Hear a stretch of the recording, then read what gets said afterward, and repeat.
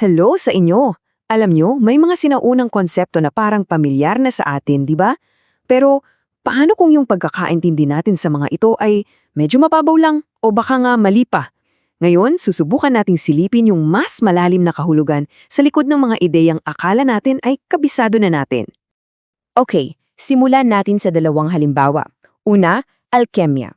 Kapag narinig mo yan, ang unang papasok sa isip mo ay yung pag-convert ng ordinaryong metal tulad ng tingga para maging totoong ginto.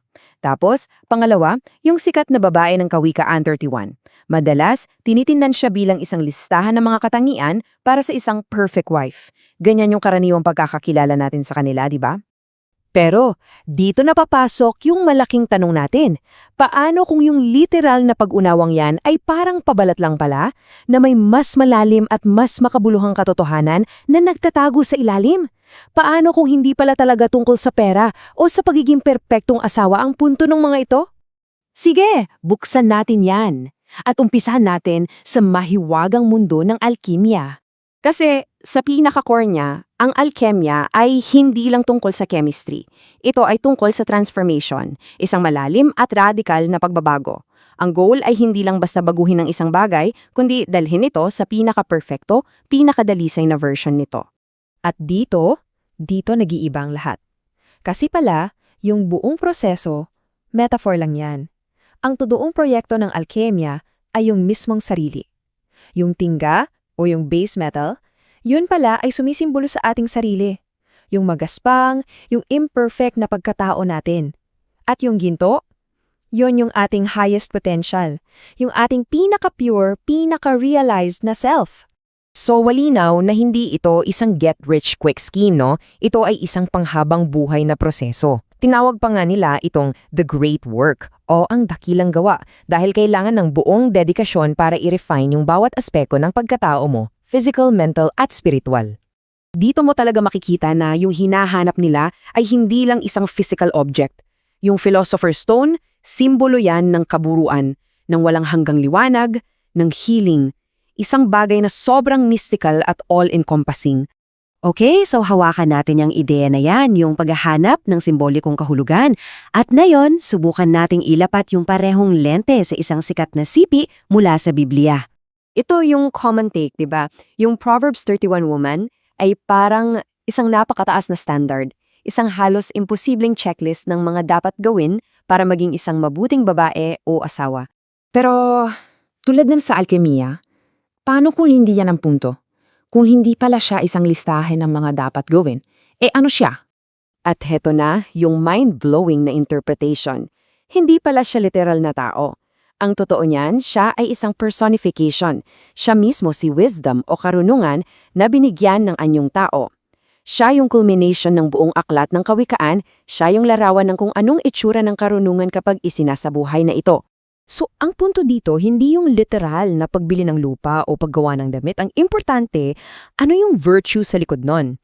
Yung pagbili ng bukid, simbolo yan ng magaling na pangangasiwa. Yung paggawa ng damit, simbolo yan ng kasipagan. At yung mga virtues na yan, universal yan. Pwedeng i-apply ng kahit sino, lalaki man o babae, sa kahit anong panahon. So, may pattern tayong nakikita, di ba? Sa alkemya, sa kasulatan, parehong may mas malalim at simbolikong kahulugan. At alam nyo ba, may pangalan pala para sa ganitong klase ng kaalaman? Tinawag to ng mga sinaunang Griego na thronesis. Hindi ito yung kaalaman na nakukuha lang sa libro. Ito yung tinatawag na practical wisdom, yung abilidad na malaman kung ano yung tamang gawin sa tamang paraan, sa tamang oras, lalo na sa mga komplikadong sitwasyon. So paano mo ba makukuha tong phronesis na to? Well, nagsisimula ang lahat sa isang napaka-importanting skill, discernment, o sa Tagalog, pagtatalos. Ito yung kakayahang makita kung ano ba talaga yung pinaka-importante sa isang sitwasyon, lampas sa mga superficial na detalye. Ayon sa philosopher na si Martha Nussbaum, may 3 parte to. Una, kailangan mong tingnan yung unique details ng bawat sitwasyon, hindi lang basta sumunod sa rules. Pangalawa, kailangan mong pakinggan yung emosyon mo dahil madalas, tinuturo nila kung anong mahalaga sa'yo. At pangatlo, kailangan mong gamitin yung bawat karanasan para matuto at i-refine yung mga prinsipyo mo. Okay, ang ganda pakinggan, di ba? practical wisdom, discernment. Pero ito na yung malaking problema. Itong sinaunang ideya na ito ay direktang bumabangga sa kung paano tayo namumuhay ngayon. Isipin nyo to, lahat ng gadgets natin, yung mga telepono, yung mga app, sinasanay nila tayo para sa isang mundo na instant lahat. Gusto natin ng mabilis na sagot, mabilis na reaksyon, mabilis na feedback. So tingnan natin yung pagkakaiba. Yung smartphone self natin, ang hinahanap niyan ay informasyon, bilis, instant gratification. Sa kabilang banda, yung wise self, iba yung hinahanap niyan. Kailangan nito ng discernment, kailangan nito ng mabagal na pag-iisip. At ang goal nito ay hindi lang kasiyahan, kundi ang pagbuo ng karakter. So, eto talaga yung takeaway eh. Hindi mo madadownload ang totoong karunungan. Hindi ito isang life hack. Kailangan itong paghirapan. Kailangan ng practice at kailangan ng panahon. Katulad ng dakilang gawa ng mga alchemists, isa itong mahabang paglalakbay, hindi isang mabilis na destinasyon.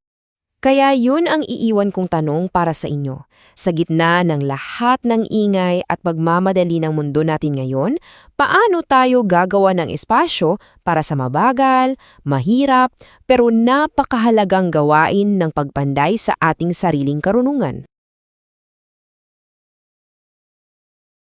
Relevance today, in a world of crisis of wisdom. The book offers solutions for personal growth, urging readers to question, learn from errors, and stay students forever. And lastly, please don't forget to follow and subscribe for more wisdom at https://www.youtube.com/@mymindseth9g, at Instagram at uvibes mine, at TikTok at trendvibes900